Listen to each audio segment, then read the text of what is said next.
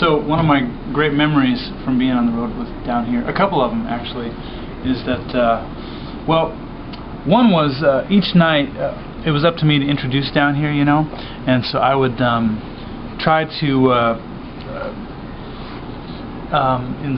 insult them as much as I could in my introduction of them. Like I'd call them a boy band, or call them losers, or worse if I could get away with it, depending on the place and stuff. And I especially loved being able to call them a boy band. That was great.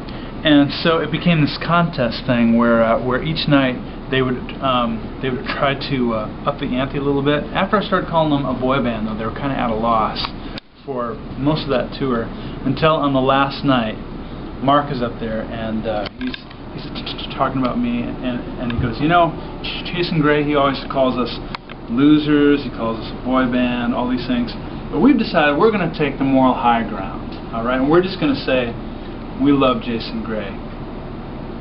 He stutters, for Pete's sakes, and then he went into a song. A stuttering joke about a stutterer.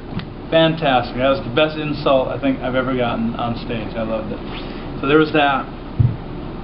Another moment that was great is we were on a tour bus, and Jason, Jermaine, and I were always kind of doing little harmless pranks on each other.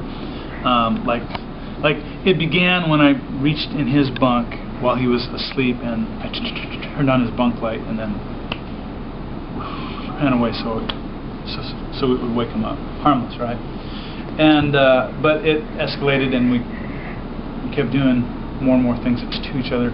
His best one, though, the one that I liked the best, was we're in our bunks, and I'm across the aisle from him. And he reaches out from his bunk, and there's a curtain, so you go in your bunk and you close the curtain, right? So he reaches out under his curtain, and he reaches up into my bunk through my curtain, grabs my blanket, and he pulls it out as fast as he can, including the pillow. Pulls it all out into his bunk, and you know, it wakes me up, of course, and I quick open my curtain, and he pulls it in so fast it's all in his bunk, and it's a completely empty hallway. It's kind of like an episode of the X-Files or something. It was fantastic. Gave me a whole new admiration for his blanket stealing skills. So I'm going to miss those guys.